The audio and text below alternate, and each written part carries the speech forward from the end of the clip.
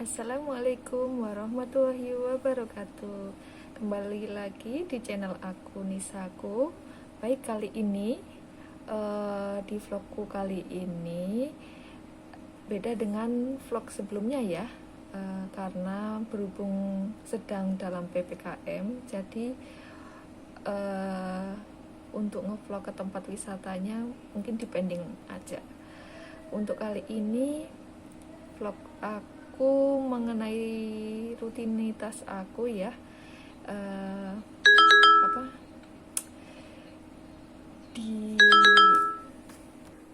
di vlogku kali ini aku sekedar sharing aja. Aku sekarang sedang posisi masih bekerja di salah satu rumah sakit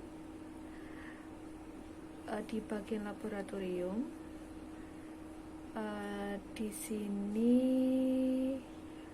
banyak banget pemeriksaan laboratorium yang menurut aku sudah cukup banyak atau cukup agak lengkap ya di sini ya. Pemeriksaannya itu seperti pemeriksaan gula, asam urat, seperti itu, dan yang lain-lainnya. Di sini juga banyak pemeriksaan yang akhir-akhir ini banyak itu pemeriksaan PCR. Di sini banyak, dan swab antigen juga banyak sekali. Ya begitulah namanya di rumah sakit besar ya. Mungkin di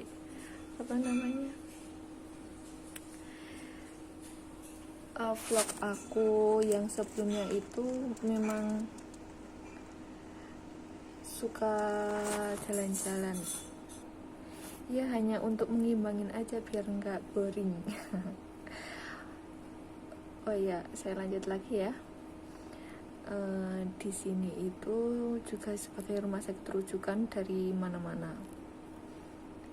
Ya lumayan lah, pasiennya cukup banyak.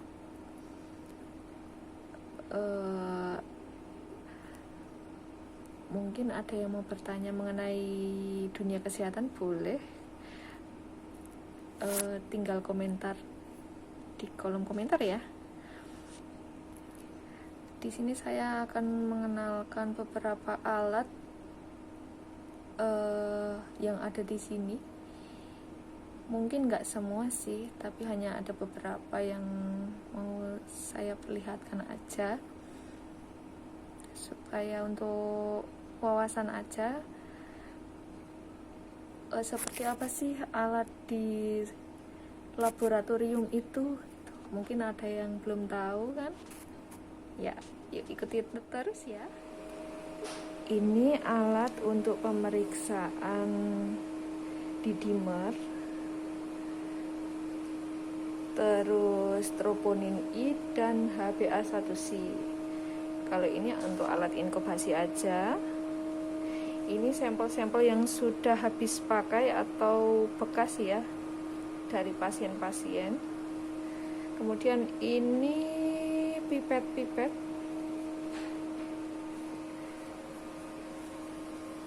Ini untuk pengecatannya di sini ya, pengecatan BTA-nya atau dahak. Kemudian itu reagen. Kalau ini alatnya namanya rotator, untuk menghomogenkan sampel pemeriksaan darah rutin ya. Ini juga alatnya nih. Alatnya sudah otomatis. Kalau ini juga rotator, tapi fungsinya beda. Kalau ini untuk menghomogenkan kayak sampel yang ada di tabung. Kalau yang ini untuk pemeriksaan elektrolit.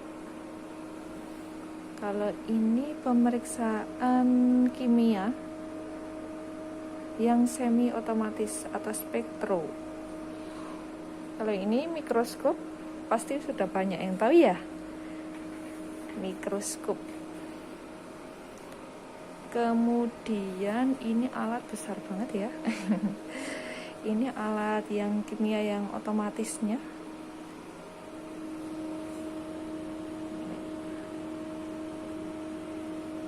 Alatnya udah canggih sekarang.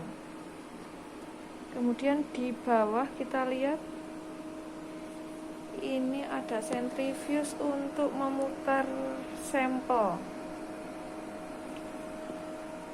Kemudian kalau yang ini untuk pemutar sampel urin.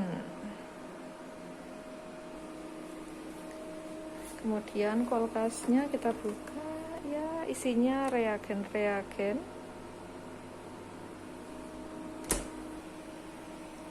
Kemudian di sini di ruang sebelah itu untuk pengambilan darahnya di sini.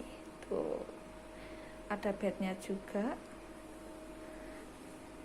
Di sini untuk tabung-tabungnya dan kebutuhan untuk pengambilan darahnya. Dan ini meja kerjanya untuk membuatkan hasil laboratnya. Tadi sekilas mengenai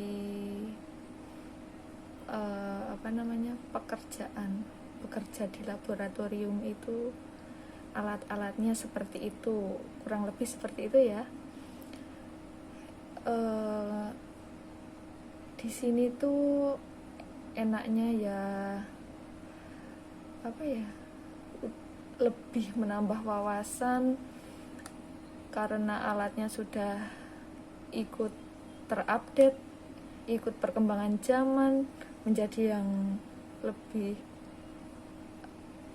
lebih bagus dari yang zaman-zaman dulu. Kalau yang dulu itu masih menggunakan manual ya kebanyakan ya.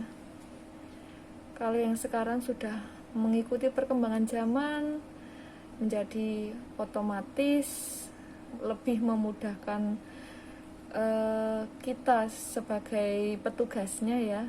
Kalau semisal pasiennya banyak kayak gitu kan, pasti kalau di manual kita bakal kewalahan gitu kan. Tapi sejak dibuatnya alat-alat yang sudah otomatis, itu sangat mempermudah kami sebagai tenaga medis. Kebetulan hari ini saya dapat jadwal jaga sendiri, jadi tidak ada temannya sama sekali. Ya sepi sekali seperti ini. Oh ya, mungkin teman-teman punya pengalaman tersendiri mengenai dunia kesehatan atau pemeriksaan di instansi mana saja, bolehlah kita sharing-sharing. Dunia kesehatan itu menurut saya itu suatu yang sangat menantang karena ya ada beberapa yang sulit mengenai pre-analitiknya atau analitik atau post analitiknya, dan banyak sekali hambatan ketika kita melakukan pemeriksaan juga banyak kayak gitu. Jadi itu sangat membuat kita menantang, sangat tertantang gitu ya. Apalagi waktu pengambilan sampel darah itu macam-macam ya. Pembuluh darah manusia itu ada yang gede, ada yang kecil, bahkan ada yang sangat sulit tidak terlihat gitu ya. Jadi membuat kita ya agak sulit ya, terutama itu bayi itu sangat sulit ya. Mungkin kalau kita udah terbiasa itu menjadikan kita jadi kayak ngasah keberanian kita gitu kan. Jadi yang tadinya nggak bisa, insya Allah jadi bisa. Harus sering-sering mencoba, jangan pernah takut itu intinya. Nilai positifnya bekerja di dunia kesehatan itu ya bisa menolong sesama manusia ya. Jadi itu nilai positifnya, kita bisa membantu sesama dengan ikhlas gitu. Kita juga bisa melatih keberanian ya, mengasah mental kita yang tadinya ciut bisa lebih berani gitu. Soalnya juga yang dihadapin itu macam-macam. Juga bisa melatih kesabaran kita menghadapi berbagai macam pasien. Ada yang baik, ada yang gini, ada yang gitu, banyak macam-macam. Terus kita juga dapat pengalaman yang pengalaman besar. Kadang kita waktu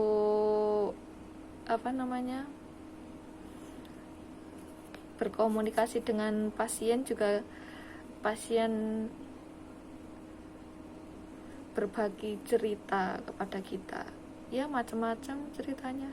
Itu juga suatu pengalaman buat saya dan teman-teman. Dari cerita beliau-beliau kita jadi tahu yang tadinya tidak tahu.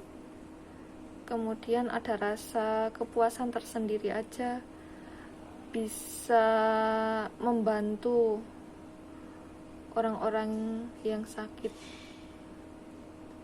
Apalagi di masa pandemi seperti ini, benar-benar kerasa banget ya. Tapi kembali lagi pada keikhlasan itu sih. Jadi buat teman-teman yang sedang sakit, tetap semangat, pejuang negatif ya. Semangat, jaga kesehatan, makan yang banyak, terus berpikirlah yang positif. Pemikiran yang negatif itu dihilangkan dulu lah. Berpikiran positif, semangat sembuh. Mungkin itu dulu cerita sedikit dari aku ya. Next di video selanjutnya, jangan lupa like, comment, dan subscribe. Terus nyalain loncengnya supaya tahu updatean terus di video aku. Oke, sekian dulu dari aku. Assalamualaikum warahmatullahi wabarakatuh.